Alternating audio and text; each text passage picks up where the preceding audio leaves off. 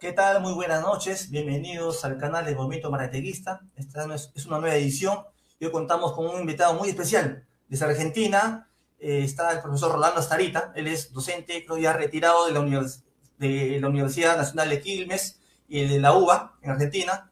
Enseña en la cátedra de Economía Marxista. Es autor de diversos textos y libros, ¿no? Como El capitalismo roto, Monopolio, Imperialismo, Intercambio desigual, Economía política de la dependencia y el subdesarrollo. Otra teoría económica es posible, valor, mercado mundial y globalización, que es el capitalismo, Keynes, post-keynesianos y keynesianos neoclásicos.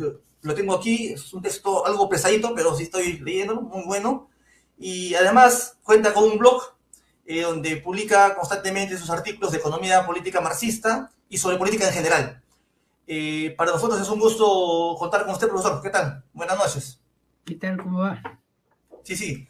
Déjame decirle, ¿no? De que llegué a usted, ¿no? Porque hace un tiempo estaba buscando alguna referencia, algunos textos sobre Anwar Shaikh y Duncan Foley y vi su blog y lo empecé a seguir y creo que usted tenía pues unos comentarios interesantes, una política interesante y que en mi opinión muy recomendable el blog, que es rolandostarita.blog, que es bueno para que todos quienes desean profundizar o estudiar el marxismo, es muy interesante. Les quería comentar, ya que estamos acá, profesor, sobre el tema, ¿no? Hoy en el año 2023, después de haber salido de la pandemia del COVID-19, perdón, COVID-19, pero en la actualidad tenemos un desarrollo tecnológico importante, ¿no? Inclusive hay avances en la era digital, ¿no? Era digital y la inteligencia artificial. ¿Está vigente en la actualidad la teoría del valor trabajo propuesta por Marx después de más de 150 años? Bueno, este es un tema realmente de mucha discusión. Los críticos de Marx, los defensores de la teoría burguesas pasadas que dicen que el valor está dado por la utilidad de las cosas, por la utilidad de los bienes, impugnan la teoría del valor trabajo desde hace mucho y, y actualmente, digamos, esto se ha potenciado porque se dice, bueno, han crecido, por ejemplo, el sector servicios y ahí no cuenta la teoría del valor trabajo, rigen las tecnologías computarizadas, ahí la teoría del valor trabajo no tiene nada que decir y cosas por el estilo. Bueno, yo pienso que no, que es al revés, que la teoría del valor trabajo hoy tiene más vigencia que nunca, digamos, es clave para entender la globalización. La globalización en última instancia es la mundialización de la relación capitalista, que es la producción de mercancías y la entrada de mercancías en todos los rincones del globo. Yo creo que muchas veces en este tipo de críticas hay incluso a veces una baja comprensión de qué significa la teoría, porque se piensa que la teoría del valor trabajo solamente se aplica a bienes industriales,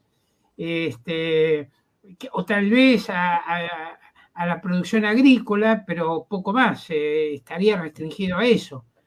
Y en realidad, empecemos a aclararlo. A ver, la teoría del valor trabajo se aplica en principio a las mercancías que son reproducibles mediante trabajo.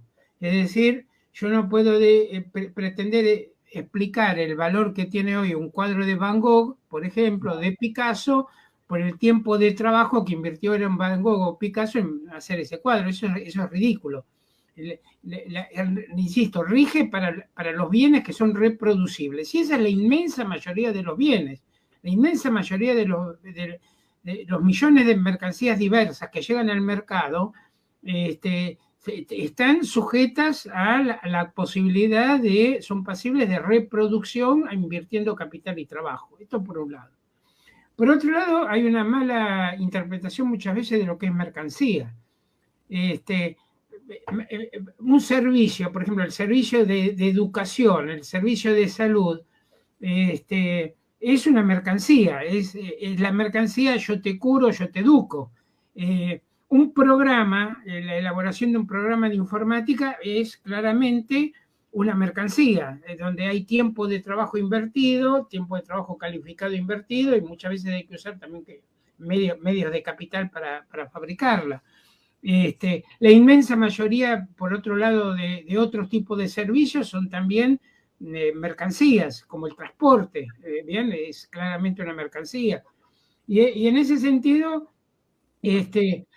la ley no solamente se verifica que se pueden explicar cómo los precios de estos bienes son regidos por los tiempos de trabajo. Por ejemplo, si uno toma estadísticas de Estados Unidos, del Bureau of Labor Statistics de Estados Unidos, y ve la evolución relativa de los precios, se comprueba en 10, 15 años que los precios de los bienes producidos por aquellas industrias que han avanzado más en productividad, sean del tipo que sean, son los que han bajado relativamente a los bienes de otras industrias. Esto se explica no por la teoría de la utilidad, sino por la teoría del valor trabajo. Entonces, no solamente se explica esto, sino que se explica también por qué una mercancía que es fundamental en el sistema capitalista, que es la fuerza de trabajo, cada vez se extiende más. Lo voy a poner con un ejemplo muy sencillo. Hace 40 o 50 años, el recorrido típico de un médico, de un abogado, por ejemplo, era tener su consultorio particular o su bufete de abogado particular y ser una especie de pequeño productor de mercancía, ¿bien? Que defensa legal, por ejemplo, o que era salud o cosas por el estilo. Hoy, muchos de estos médicos o abogados entran como mano de obra calificada, venden su fuerza de trabajo, entran a trabajar en una empresa capitalista que se rige según los parámetros del mundo capitalista, con productividad. Un médico tiene que atender tantos pacientes, digamos, por hora, rendir tantos estándares de productividad, y en un trabajo casi en cadena, especializado, muchas veces muy parcializado, donde pierde saberes anteriores y donde es subsumido crecientemente a la lógica del capital. Esto se puede explicar muy bien entonces por la dinámica del sistema capitalista, que en última instancia está fundada en la idea de que el valor es generado por el trabajo agregado, por el trabajo humano. De la misma manera, la ley del valor del trabajo, cuando se despliega, nos dice que impulsados por la competencia, los capitalistas buscan desarrollar y aumentar la producción por encima de lo que puede absorber la demanda, y esto periódicamente desemboca en crisis de sobreproducción. Esto no lo puede explicar la teoría de la utilidad, y sí lo explica muy bien el marxismo, con la idea esta de que el sistema capitalista tiene una contradicción, que es una producción cada vez mayor y más socializada, una apropiación privada y dificultades crecientes para la realización de ese valor en el mercado. Entonces yo creo que en ese sentido es, por un lado, una equivocación grave, pero tiene raíces ideológicas, intereses de clase, por parte de los economistas burgueses, decir que la ley del valor del trabajo ha sido superada o cosas por el estilo. Aparte, curiosamente, cuando viene una crisis capitalista como la del 2007-2009, vuelven a brevar en Marx para ver si tienen alguna explicación de salida, porque los modelos de equilibrio general ahí se estrellan contra el suelo y sirven de poco. Pero por otro lado, tenemos un problema, que es que la misma izquierda ha sembrado la idea de que el capital en realidad está pasado de moda, que el capital servía para explicar el capitalismo del siglo XIX, de la libre competencia, pero a partir de principios del siglo XX o fines del siglo XIX, la ley del valor trabajo cada vez tiene menos incidencia, y los precios son decididos más o menos a voluntad por los monopolios, los oligopolios, etc. Entonces, desde ese punto de vista, la crítica más profunda al sistema capitalista que ha hecho Marx se diluye, se pierde, y no tiene eje teórico. El eje, o pasa a tener un eje teórico subjetivista. Por ejemplo, en Argentina, dirigentes de la izquierda explican la inflación por la codicia de los capitalistas, por la maldad de los capitalistas, por por la estafa, ¿bien? Por el robo, por el saqueo, etcétera, y no como un resultado de relaciones de producción que son relativamente lógicas dentro de un sistema basado en la propiedad privada. Son lógicas, insisto, dentro de este sistema. Pero hay que entenderla en esa lógica, porque si uno no lo entiende en esa lógica, no lo toma como algo sistémico. Y si no lo toma como algo sistémico, termina pensando que los problemas de la explotación, de la desocupación, de la alienación en el trabajo, etcétera, se solucionan con cambios de ministros, con cambios de gobierno, ¿bien? O se solucionan si dejamos el FMI y pasamos a tener relaciones con otro organismo internacional o con otro país o cosas por el estilo.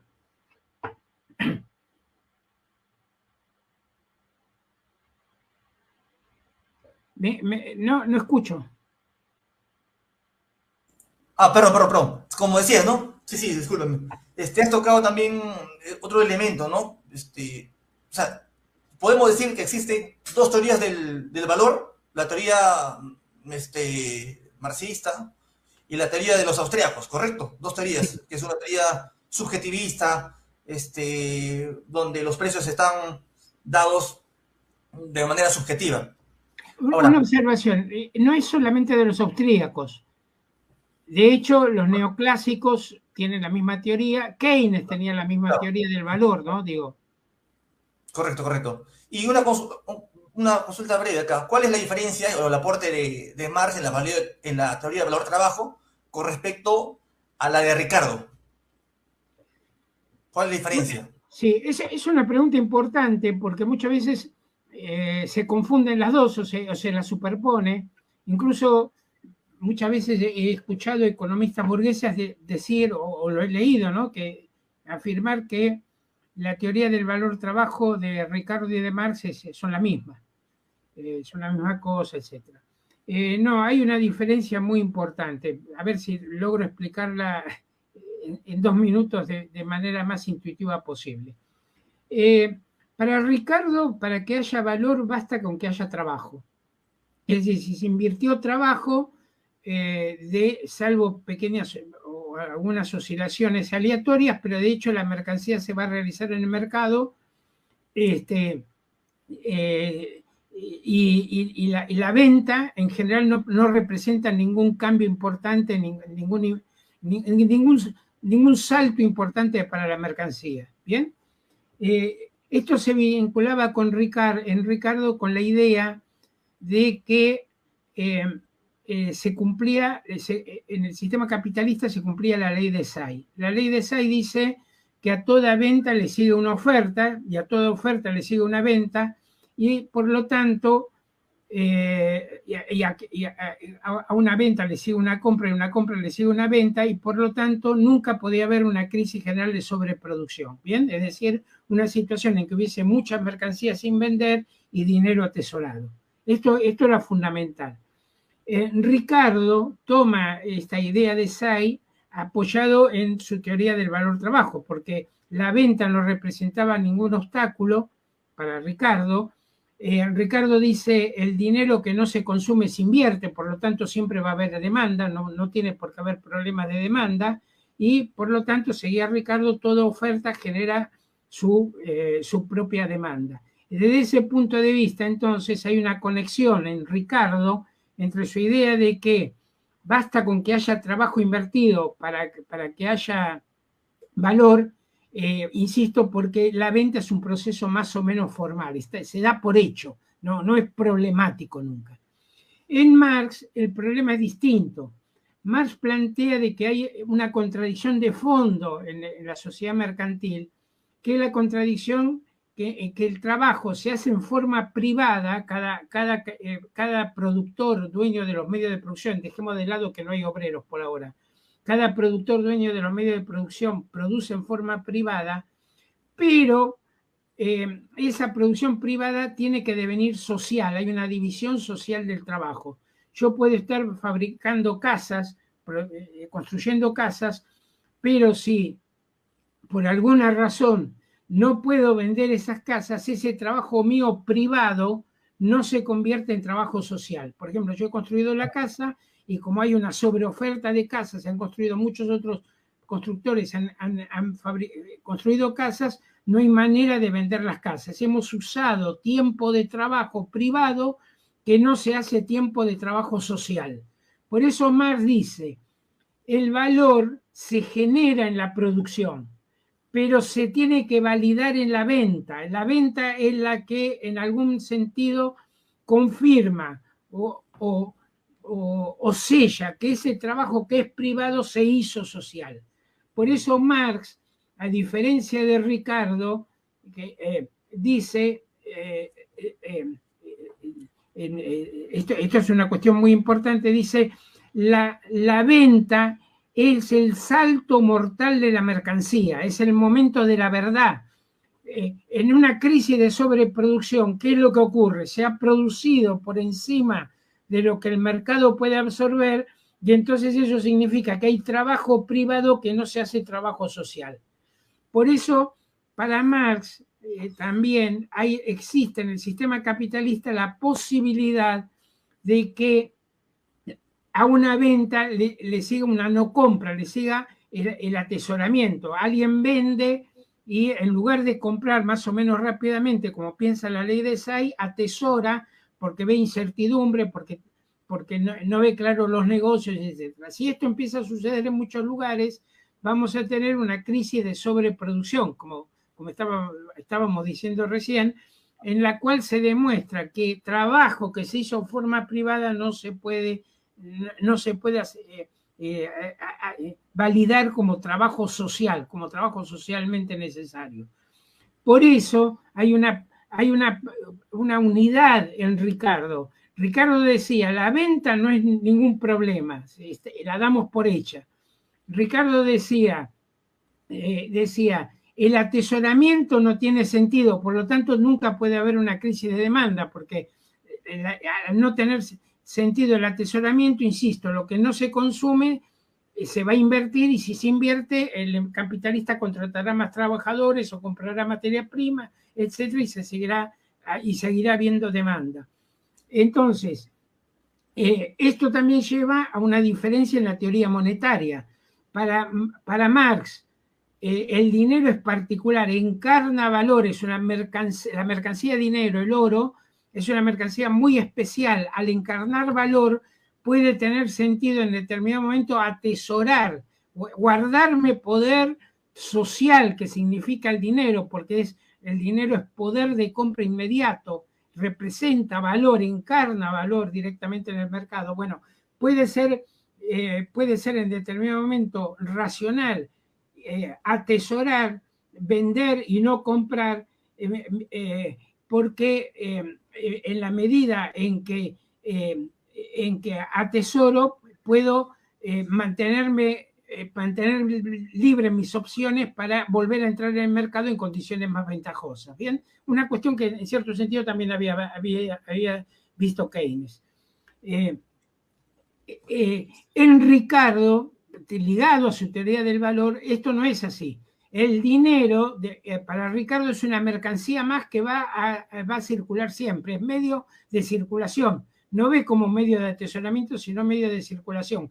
Por eso en Ricardo, incluso él dice, cuando se inyecta mucho dinero en el circuito, en el mercado, van a subir los precios, adhiriendo ahí a la teoría monetarista, a la teoría cuantitativa. En Marx no encontramos nada de esto. Aquí hay una cuestión muy interesante, que es, Marx dice que la verdadera prueba de fuego de una teoría del valor es la teoría monetaria. Y en ese sentido, Marx dice, la teoría monetaria de Ricardo está íntimamente ligada a su concepción del valor y a su defensa de la ley de Say. Insisto, Ricardo hay una carta en donde él dice, Inglaterra podría pagar su deuda con trigo o con oro, da lo mismo. Ahí está diciendo, el oro, el dinero es una mercancía más. Es como si dijéramos, Argentina puede pagar su deuda externa con soja. Bien, le entrega soja al FMI y se acabó el problema. No, hay que transmutar la mercancía soja o la mercancía trigo en la época de Ricardo en oro o en dólares, es decir, validarlos como tiempos de trabajo sociales para que pueda a su vez comprarse o pagar una deuda o saldar un, un, un débito que se tenga o cosas por el estilo. ¿Bien? Ese es un poco Innuque, esto daría realmente para dar Sí, sí. para No, todo un sí, sí, curso, diríamos. muy bien. Pero Además, bueno, invito a todos a que sigan el blog, ¿no? En el blog tú detallas muy bien y muchos conceptos, ¿no? Inclusive parte de tus libros lo tienes en el blog, capítulo tal, o sea, lo tienes ahí. Entonces yo invito a todos para seguir profundizando, visitar el blog del profesor Rolando.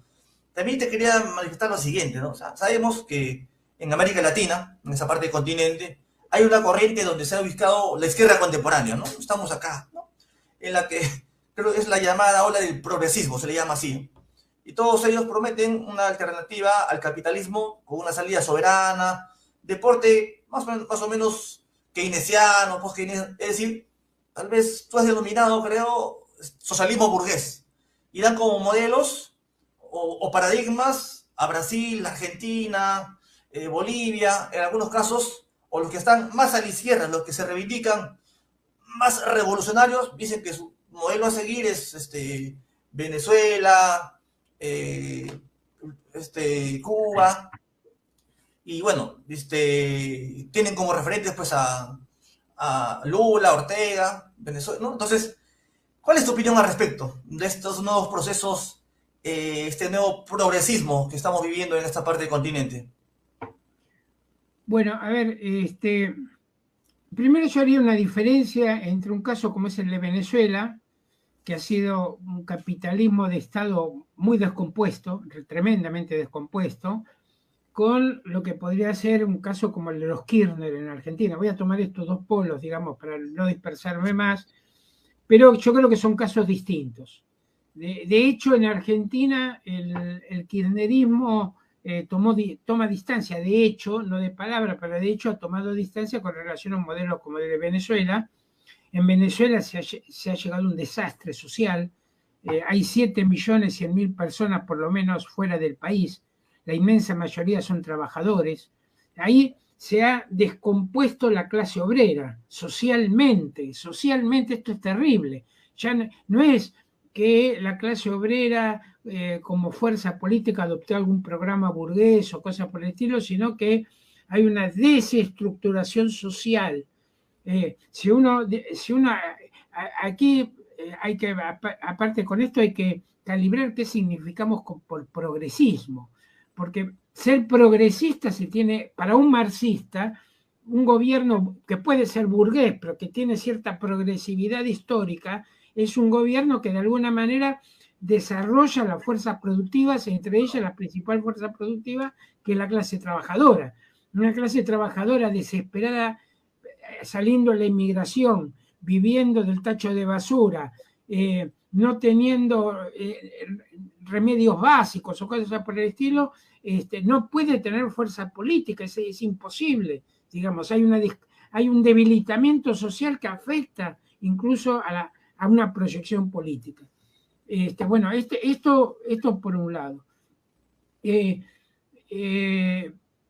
por el otro lado, digamos, tomemos el caso de un lo que se llaman keynesianismo, que son las políticas tipo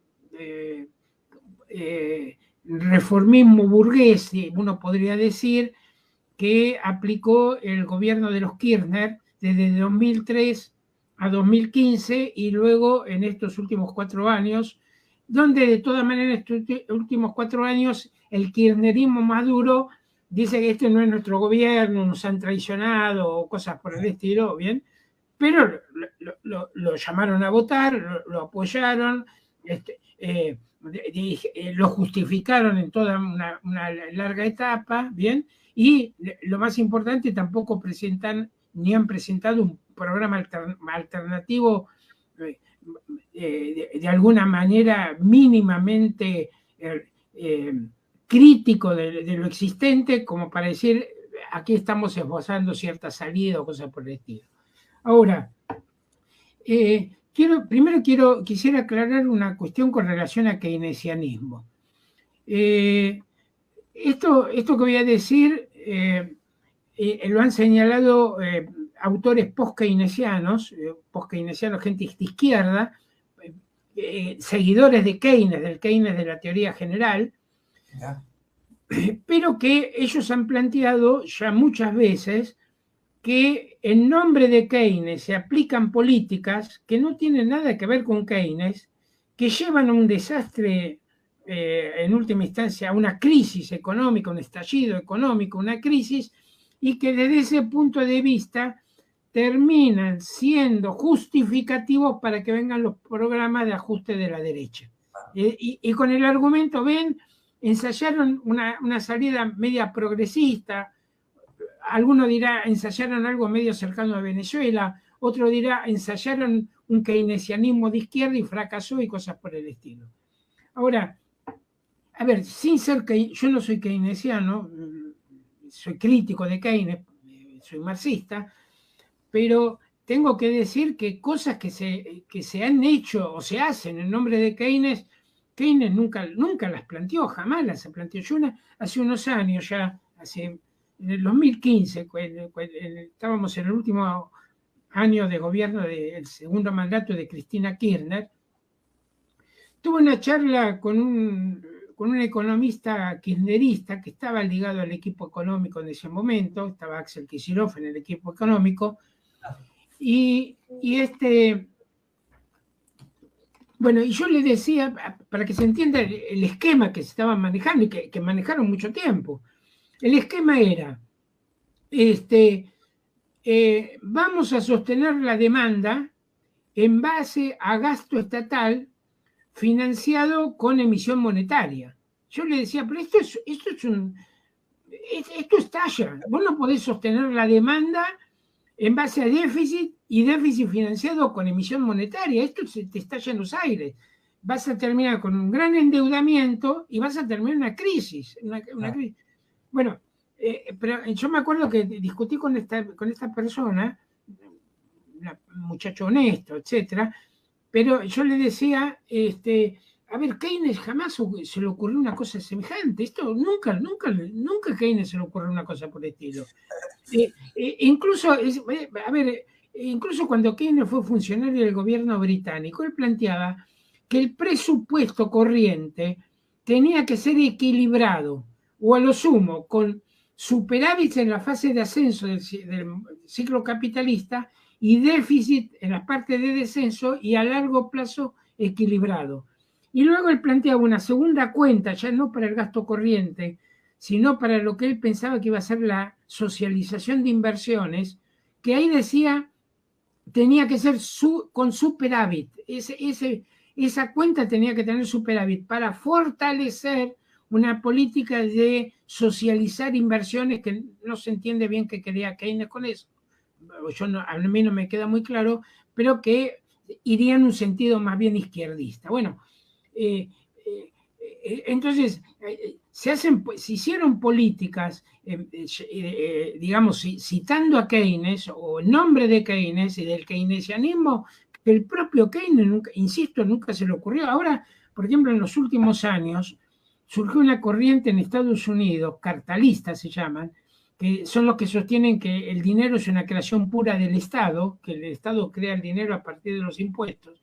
Bueno, y esta gente, y lo cito porque han sido tomados por alguna gente aquí en Argentina del kirchnerismo, ellos lo que dicen ahora es que se puede financiar cualquier nivel de déficit del Estado con emisión monetaria. Una cosa que, bueno, por supuesto a Marx tampoco jamás se le ocurrió, pero a Keynes nunca dijo, impriman dinero, que imprimiendo dinero podemos generar empleo y después retiramos ese dinero con los impuestos, que es lo que se está sosteniendo. Bueno, yo incluso escribí sobre teoría monetaria moderna, varias críticas teóricas, históricas, etcétera, pero una cosa que señalaba, aparte de eso, es cuando en Argentina la economía se comenzó a estancar, a nadie hicieron emisión monetaria, pero eso incentivó depreciación del peso, por empeoramiento del balance del Banco Central, y finalmente no dio absolutamente ninguna solución, ¿no? Que quedamos en lo mismo. Y fíjense, señalo 2 o 3 cuestiones con relación al kirchnerismo. A ver, se dicen cuentos sobre el tema del kirchnerismo, mentiras, se falsea la realidad. Primero señalo, a ver, cuando Néstor Kirchner toma el gobierno, es en mayo del 2003, Argentina venía de una profundísima recesión. El Producto Bruto en el 2002 cayó más del 10%. En total, en 3 años cayó 16-17% el PBI, una cosa así. No lo tengo ahora exactamente en la memoria, pero fue un hundimiento. Fue una depresión, no una recesión, sino una depresión. Pero sobre la base de bajísimos salarios, de mucha capacidad ociosa, de un tipo de cambio recontra alto y de altísima desocupación, con un nivel de pobreza que superó el 55% de la población. Con todos esos elementos, la tasa de rentabilidad para muchas empresas mejoró muchísimo, y a partir de mediados del 2002, un poco antes, en el segundo trimestre del 2002, la economía ya repuntó. De manera que cuando sube Néstor Kirchner al gobierno, la economía argentina ya crecía al 7% anual, al 7% anual. La inflación había descendido, al final del 2002 ya estaba en el 3-4% anual. Había superávit fiscal y había superávit en cuenta corriente. Es decir, eran condiciones muy favorables. Y luego empalma con el ciclo alcista de las materias primas. Insisto, se partía de bajísimos salarios, mucha capacidad ociosa, y luego tipo de cambio recontra alto, superávits gemelos en cuenta corriente y en el lado fiscal. Bueno, todo esto posibilitó condiciones para un rápido despegue de la economía, basada de todas maneras ese despegue en gran medida en industrias o ramas que habían florecido en las 90, en la época del menemismo, del neoliberalismo. Es medio curioso esto, ¿no? Digo esto porque fueron motores el complejo sojero, el complejo maicero, minería, ¿bien? Bueno, y después sí, productos internos protegidos, digamos, por el tipo de cambio alto, como textiles, como zapatillas, como plásticos, electrodomésticos, etcétera, pero por el otro lado con el minus, el punto negativo de que se detuvo la inversión en energía. Ahora, lo interesante, para que se vean los límites de este modelo supuestamente de desarrollo, etcétera, miremos un poco la situación de la cuenta corriente. Esto lo tengo registrado porque hace poco estuve haciendo cuentas con esto. En cuenta corriente, el balance de la cuenta corriente, que es desde el punto de vista de la balanza de pagos, es un sector fundamental en cuanto a la sostenibilidad de un modelo de crecimiento. En el balance de la cuenta de corriente, del 2003 al 2010, hubo un superávit por 45.000 millones de dólares. Superávit, ¿bien? 45.000 millones de dólares. Aquí hay que contar, aparte de la balanza de bienes y servicios, por supuesto, los pagos de intereses, regalías, etcétera. Bueno, a pesar de eso, insisto, 45.000 millones de dólares de superávit. Desde el 2010 al 2015 hubo 43.000 millones de déficit, es decir, se barrió casi todo, y con tendencia a agravarse, que terminaría en el 2017, en el gobierno de Macri, con 33.000 millones de dólares de déficit en cuenta de corriente. Bueno, eso estalló en el 2018, pero se venía preparando desde antes, porque si vos tenés un déficit creciente de cuenta corriente, tenés que compensarlo con entrada de capitales. Las capitales que entraban bajo el gobierno de Cristina era poco, no era mucho, por eso bajaban las reservas, empezaron a bajar y a bajar y a bajar, a disminuir las reservas, que habían llegado a un pico en alrededor de 2009-2010, aquí se estaban reduciendo las reservas. Con el gobierno de Macri lo que tratan de financiar es con entrada de capitales especulativos. Estos capitales, cuando la ven difícil por el alto déficit de casi un 4 o 5% de PBI, de cuenta corriente en 2017, a comienzos del 2018 empieza el levante, empieza la salida precipitada de capitales. Bueno, pero esta lógica de acumulación, entonces el kirchnerismo no la superó, digamos, siguió anclado a la misma, con políticas de parche, burgueses, etc. Y después se aplican medidas que tampoco, insisto, tienen que ver con Keynes. Para solucionar supuestos problemas. Pongo un ejemplo, frente a la inflación, control de precios. Marx, Engels tienen críticas a esto, el control de precios, eso no sirve. En millones de productos diferentes, establecer control de precios de algunas industrias, etcétera, en un sistema basado en la propiedad privada, sin planificación de la economía, sin intervención de los productores y los consumidores, etc. Eso es un canto a la bandera, como decimos en Argentina, es una medida inocua, no tiene ningún sentido, lo único que muchas veces puede llegar a fomentar incluso mercados negros, paralelos, estafas de diferente tipo, coimas a los funcionarios para que dejen pasar y ese tipo de cosas. Ahora, en todo esto se vuelve a ver, aparte de la importancia entonces de una crítica más profunda.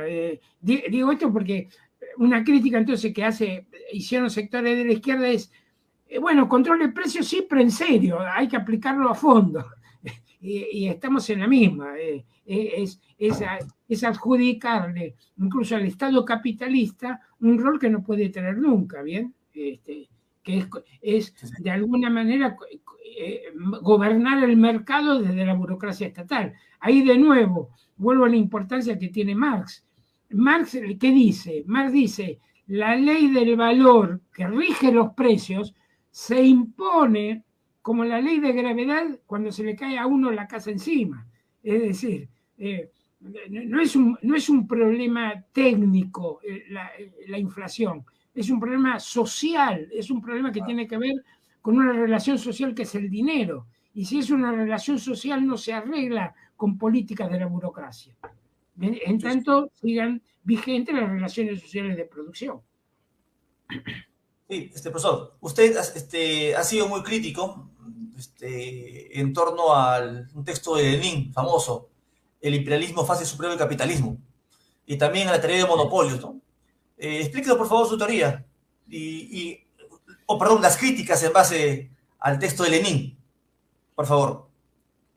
Bueno, posiblemente la primera y no fui yo el que la hizo. Yo en este sentido, siempre lo he dicho, yo tengo muchas diferencias, soy teóricas y también políticas, creo, con Anwar Sheikh, pero por ejemplo Sheikh en este aspecto del monopolio me ayudó a mí a superar la idea esa de los precios monopolio, etc. A ver, lo que dice Lenin, que en realidad también lo toma de otro marxista, Hilferding, que escribe un libro que se llama El Capital Financiero, antes que Lenin escribiera su folleto El imperialismo, fase superior del capitalismo. El folleto de Lenin es de 1916, Hilferding es anterior. Bueno, Hilferding ya había planteado él plantea que la tendencia que había visto Marx a la concentración del capital había llegado a un nivel tan elevado, tan alto esa concentración, que ya la economía estaba monopolizada. En realidad él no se refería al monopolio, que es un único vendedor, pero sí oligopolios que se ponían de acuerdo para gobernar los precios. O sea, la competencia ya no regía entre las grandes empresas capitalistas. Esto vinculado aparte a otra idea que está en Hilferding, que toma Lenin, que dice que la banca había pasado a dominar al capital industrial. Bien, a esto le llamó capital financiero. El capital financiero sería el dominio del capital bancario sobre el capital industrial. Bueno, entonces lo que dice Hilferding, ya Hilferding lo está reconociendo, dice: si los monopolios establecen los precios más o menos a voluntad, la ley del valor deja de ser una ley objetiva, como es en Marx. ¿Bien? En Marx, los individuos personalmente no pueden gobernar los precios. Se imponen, la ley del valor se impone en Marx por la competencia. También en Ricardo se impone por la competencia. Claro, ese es el eje fundamental, ¿no? La teoría del valor se impone a través de la competencia. Claro, si no, a ver, si yo lo pongo con un ejemplo sencillo, supongamos que yo tengo el monopolio de un oasis en medio del desierto y quiero ganar mucho dinero. Entonces, tengo el monopolio, le vendo mis botellitas de agua, según la cara de desesperación que le ve al comprador, y entonces ahí no rige la ley del valor. Como dice Marx, rige la arbitrariedad, el capricho, la intensidad del deseo, cualquier otra cosa. Pero no tengo manera de establecer una relación sistemática, en ese caso, que me esté diciendo insisto, relación sistemática entre precio y deseo, entre precio e intensidad del deseo, capricho, cosas por el estilo. Bueno, en cambio, si yo ahora tengo una productora de botellas de agua, pero al lado mío hay 6 o 7 competidores, entonces los precios de los que vamos a vender se van a tender a regir según los costos de producción con una tasa media de ganancia. Eso es lo que tiende a establecerse mediante la competencia. Fíjense que para esto lo que ocurre entonces, la principal forma de competencia en Marx es a través de las guerras de precios. No es casual que la economía burguesa haya barrido la guerra de precios de la competencia. Señalo esto: en la economía burguesa, en un extremo tenemos competencia perfecta. Son miles y miles de pequeños vendedores que ninguno puede establecer el precio por su cuenta. De hecho, como nadie lo puede modificar por su cuenta, no hay competencia ahí. ¿Bien? En el otro extremo tenemos el monopolio y el oligopolio que se ponen de acuerdo para que no haya competencia. Y en el medio no hablan nunca de competencia, de manera que la competencia le hicieron desaparecer. En la economía burguesa. Cuando, insisto, en Marx o en Ricardo, la competencia en Marx es la constricción que lleva a cada capitalista a tener que acumular, tener que tratar de bajar los costos de producción, aumentar la productividad, etc. ¿Bien? Ahora, ¿qué pasa entonces? Cuando se establece esta tesis del monopolio, del dominio del monopolio, insisto, como ya decía Hilferding, la ley del valor deja de ser objetiva, pasa a ser subjetiva la ley del precio.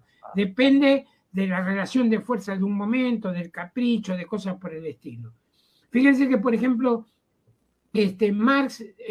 Lenin dice, en una parte de su texto, dice: la bolsa de valores incluso deja de tener importancia. La ley económica deja de tener importancia en el mercado. ¿Bien? Porque la ley económica es la ley de Marx, la ley del valor, del trabajo. No hay, en este sentido también es importante porque no hay una teoría del precio de monopolio más que algunas obviedades que se repiten siempre, que todo el mundo sabe que no explican nada. Dos marxistas importantes norteamericanos, Paul Baran y Paul Sisi, quisieron hacer una teoría del precio del monopolio y fracasaron.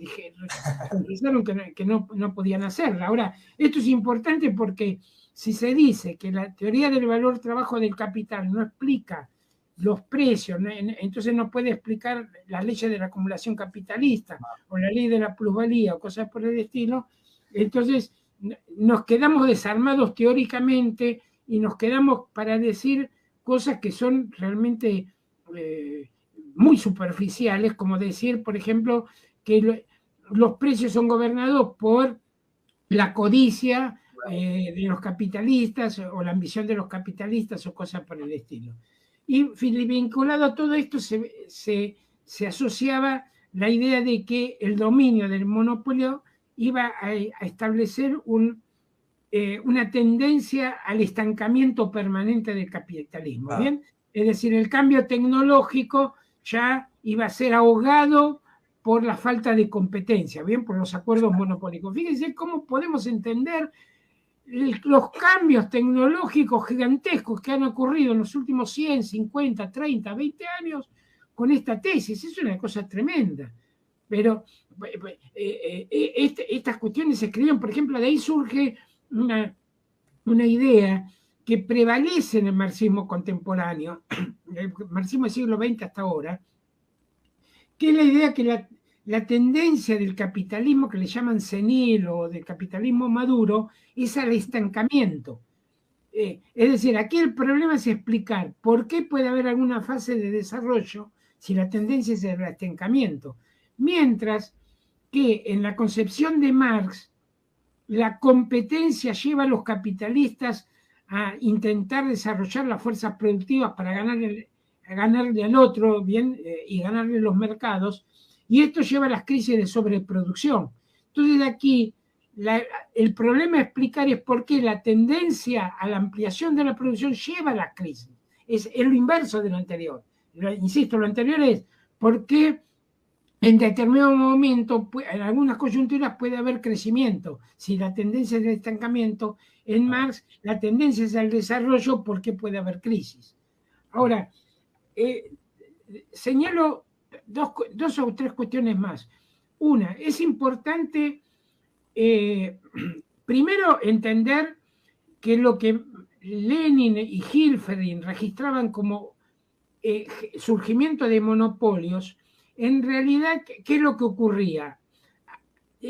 La caída de los costos del transporte a fin del siglo XIX agudizaron la competencia. Por ejemplo, si yo antes teníamos una empresa en la ciudad A y otra empresa en la ciudad B, separadas por 1000 kilómetros de distancia, los costos del transporte a lo mejor impedían que hubiese competencia. Cuando bajan los costos del transporte con la máquina a vapor, el ferrocarril, el telégrafo, etcétera, la competencia se agudiza. Entonces se hacen acuerdos para tratar de frenar, de atemperar esa competencia. No la eliminan, atemperar esa competencia. ¿Bien? Eso por un lado. Segunda cuestión. Yo pienso que no se puede entender cómo funciona el capitalismo contemporáneo si dejamos de lado la guerra de los precios. Permanentemente hay guerra de precios. Cuando a uno lo llaman por teléfono y le ofrecen un servicio más barato telefónico o de supermercado o de internet o de lo que sea, es guerra de precios. Cuando una empresa de autos, de determinado auto, lanza una oferta en cuotas financiadas contra otra, eso es guerra de precios. Lo que hizo Ford con el Forte era guerra de precios, permanentemente guerra de precios. Ahora, si se admite que hay guerra de precios, más, son guerras de precios entre grandes unidades, que son de tipo mundial las guerras de precios. ¿Bien? Y que, insisto, subyacen a los fenómenos, por ejemplo, de sobreproducción y sobreacumulación. Doy un ejemplo. Hace unos años, The Economist sacaba, en el año, creo que 2010, 2011, sacaba un cálculo sobre la industria automotriz a nivel mundial. Decían, la capacidad de producción son 90 millones de unidades de auto por año, 90 millones. Pero la capacidad de absorción del mercado en condiciones normales son 60 millones de automóviles. Es decir, había 30 millones de sobreacumulación, sobreproducción, de capacidad ociosa. Bien, pero aún así seguían abriéndose plantas en China y en India porque nadie quiere perder la competencia. Que este es un fenómeno que registraba Marx con la industria del ferrocarril en 1840, 1845. Y esto se explica entonces no con la tesis de monopolio, sino con la tesis de Marx, de la acumulación de Marx. Es tan claro que se explica con esto, ¿bien? Y no con la tesis del monopolio, que es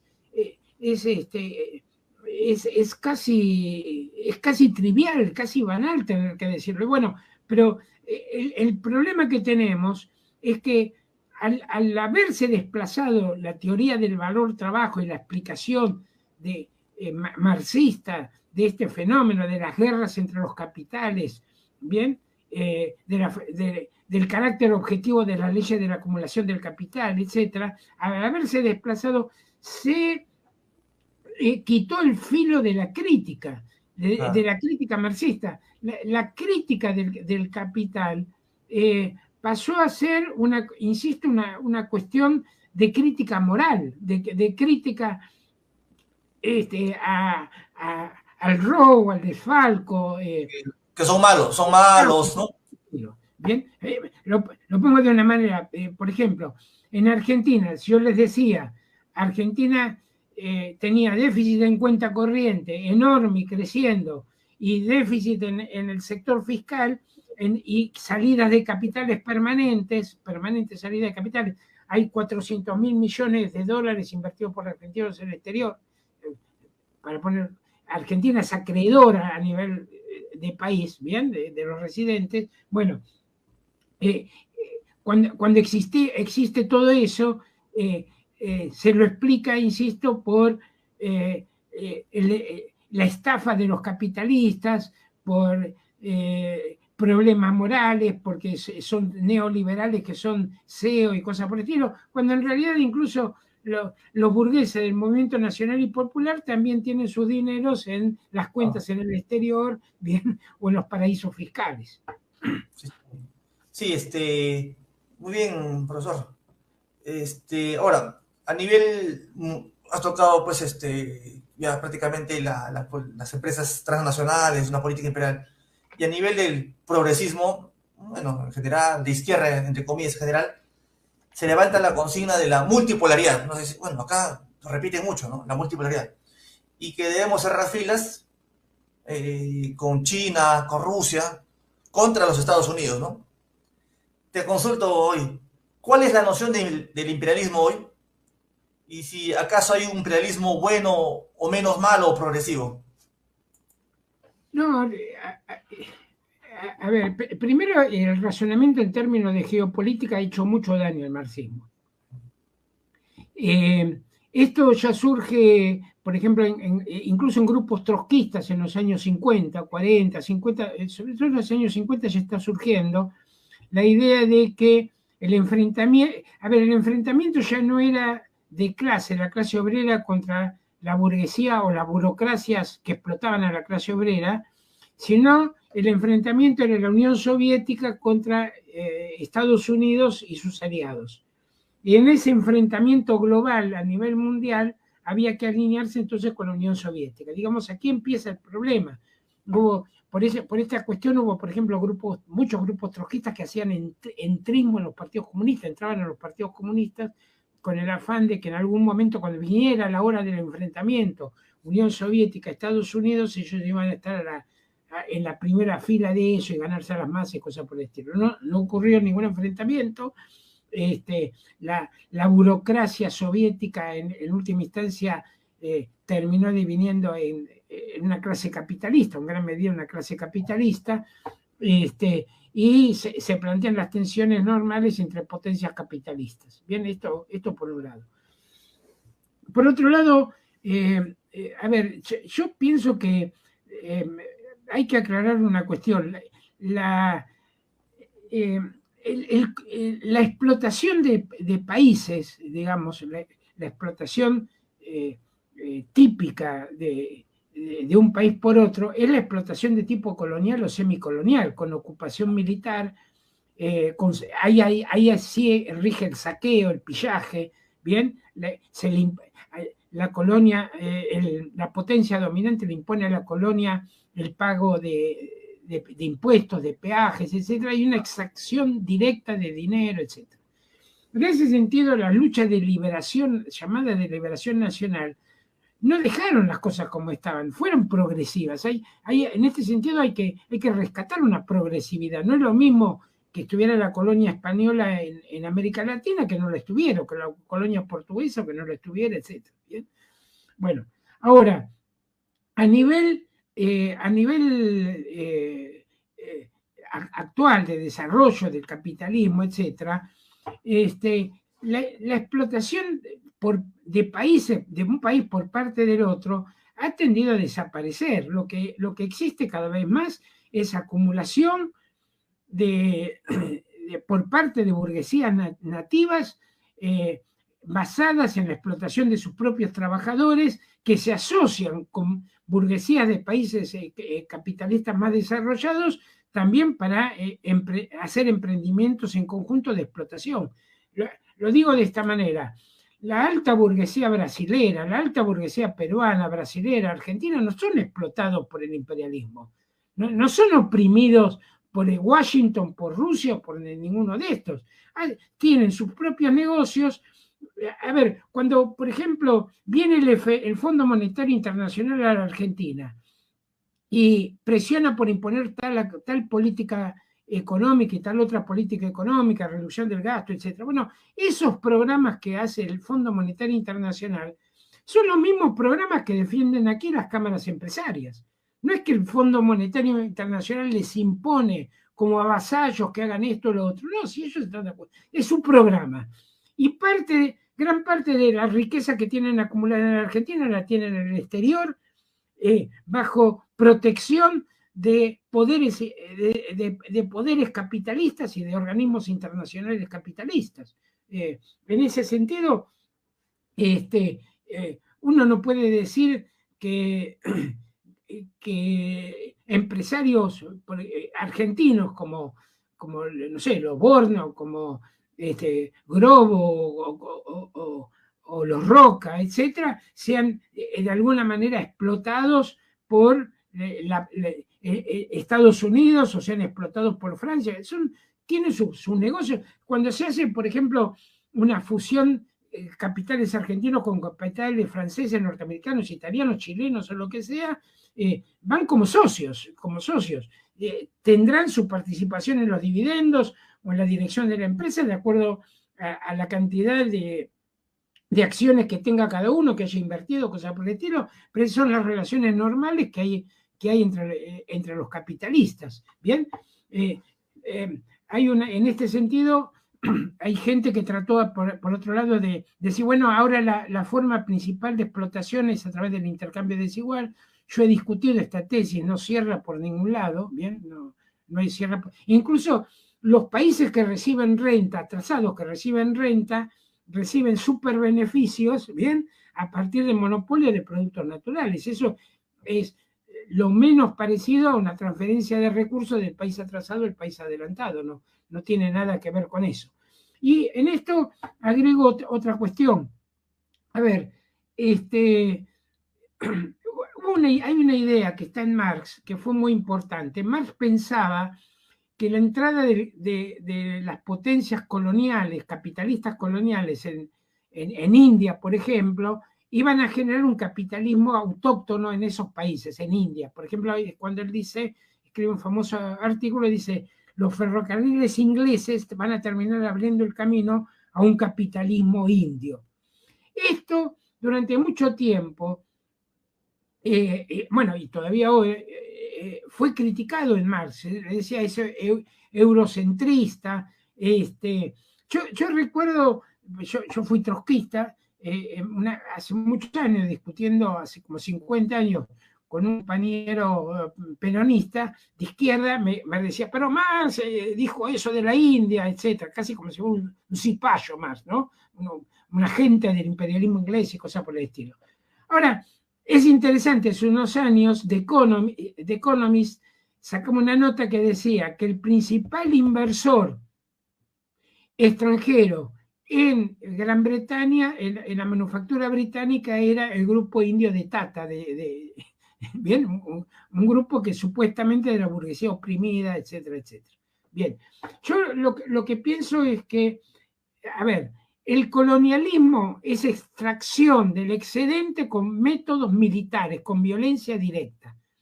El capitalismo explota a la clase obrera, no al país, a la clase obrera, con métodos de extracción del excedente económico, la plusvalía. Es una venta libre, entre comillas, de la fuerza de trabajo por parte del obrero. ¿Bien?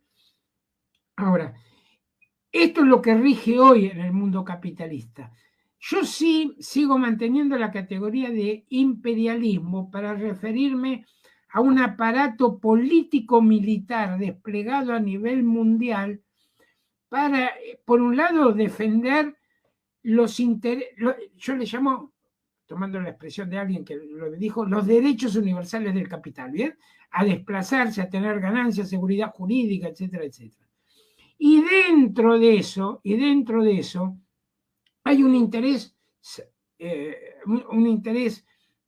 también metido de ampliar las esferas de influencia para cada uno de estos capitales. Ahora lo estamos viendo, por ejemplo, en Estados Unidos con China, con relación a África, con relación a América Latina, unos quieren entrar, los otros le ponen trabas, etc. Pero, a ver, una cuestión que yo he planteado en mi libro Valor, Mercado Mundial, etc., es que esta, sí.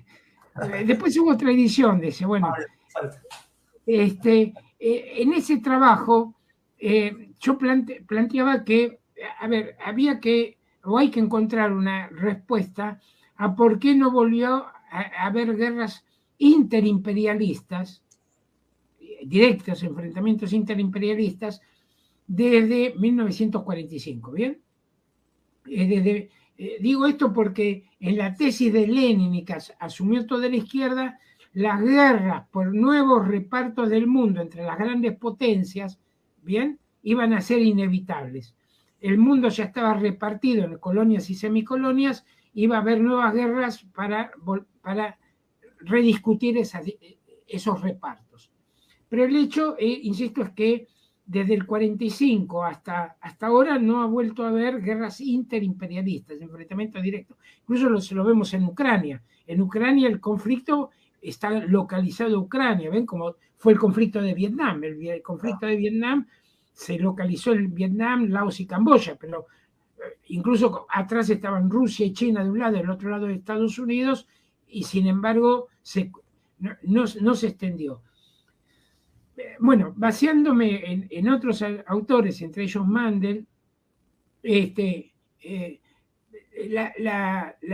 la explicación, creo, más coherente de por qué es esto, es que hay una interpenetración, un entrelazamiento entre los capitales internacionales que hace que haya techos y pisos para el desarrollo de los conflictos, ¿bien? Es decir, se llega a cierto grado de tensión geopolítica importante muchas veces, pero se buscan negociaciones para, digamos, bajar esas tensiones, y por otro lado hay un piso en el sentido de que rebrotan intereses nacionalistas para tratar de defender porciones de mercado, etcétera, etcétera, pero que no terminan desembocando de nuevo en guerras abiertas civiles de este tipo. Yo creo que en ese plano, entonces, tenemos un fundamento más de fondo, un fundamento más sólido para establecer una crítica al capitalismo más global e insisto, para defender la unidad de la clase obrera, aunque sea a nivel teórico-político, defender la unidad de la clase obrera.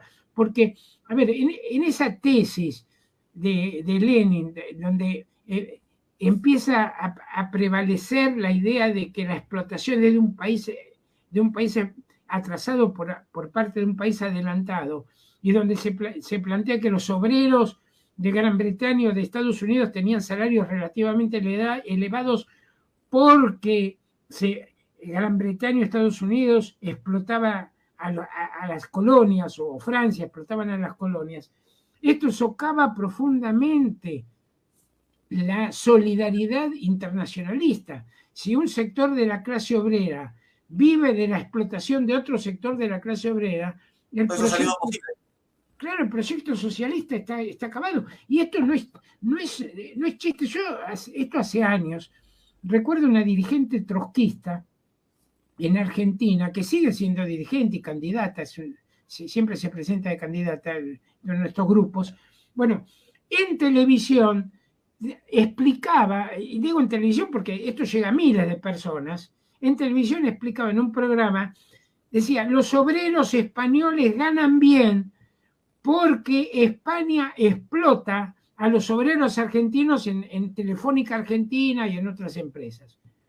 Entonces, si esto era así, no, no podía haber solidaridad de clase entre los obreros españoles y los obreros argentinos. Yo me recuerdo que por aquella época le envié, yo tengo muchos amigos en España, porque viví en el exilio 3 años allá, bueno, milité en el exilio, y les contaba, les decía, miren lo que dice alguien en Argentina, y me preguntaban si era alguien de la derecha. Yo no les había dicho que era una persona que decía en nombre de la izquierda, no, en nombre me preguntaban, eso lo dijo un facho, un tipo de la derecha, no podían creer que se llegara a esos extremos, pero sí se llegan a esos extremos. ¿Bien? Como por ejemplo también plantear que ahora el problema es el FMI, Primero, el FMI de toda la deuda del Estado argentino representa el 13-14% de la deuda, de todo bien, de la deuda estatal. Pero, a ver, cuando el gobierno de los Kirchner terminó con un déficit en cuenta corriente en los últimos 5 o 6 años de 43.000 millones de dólares, con fugas de capitales masivas, con una inversión que nunca superó el 20% del PBI en los mejores años, con una estructura productiva que se había mantenido más o menos similar a la de los 90, ¿eso por qué se explicaba? Porque estaba el FMI, sí se había ido el FMI, se explicaba por eso. Es buscar argumentos nacionalistas, lo que no se puede explicar en términos de clases, en términos de relaciones sociales de producción, en términos de enfrentamiento capital-trabajo. Sí, efectivamente, hemos perdido el análisis, ¿no? Para explicar y entender todo desde una posición de clase, ¿no? Ahí caemos en el frente populismo, a veces cediendo y dando concesiones a políticas burguesas, ¿no? Entonces creo que eso nos falta, ¿no? Y tú siempre has mencionado pues, que hay que volver a los clásicos, a Marx, Lenin, ¿no? Y verlos de forma crítica y analítica, ¿no? Y bueno, creo que esto ha sido muy, muy interesante, profesor Rolando. Yo te agradezco bastante por esta oportunidad que el día de hoy estamos conversando. Ha quedado muchas preguntas en el aire, de mucha gente que nos escribe. Quisiera comprometerte para otra nueva ocasión en la cual podamos seguir discutiendo, ¿no? Esto que... Sí, esto que no, mucha gente nos escribe, pregúntale tal cosa, ¿no? Entonces, pero ya nuevamente te comprometo y bueno, yo invito a todos los seguidores a que te sigan en tu blog. En tu blog, rolandostarita.blog, que constantemente publica, ha tenido hace algunos días cursos, está publicado en YouTube y también mañana va a tener otra reunión virtual. Usted está muy... Es incansable, ¿no? Sí. Con gente de Perú tengo la reunión. Sí, he visto ahí en la Universidad San Marcos. Sí, muy bien. Entonces, te agradezco bastante. ¿Ustedes tienen contacto con los que organizan esta reunión? No, sí, está por través de Facebook, sí. Está a través de Facebook. Entonces, profesor, te agradezco bastante a todos que nos han seguido y nuevamente te comprometo, porque hay muchas cosas que han seguido, y nuevamente los invito a suscribirse a nuestras redes y a seguir el blog del profesor Rolando. Hasta una nueva oportunidad, profesor. Muchas gracias.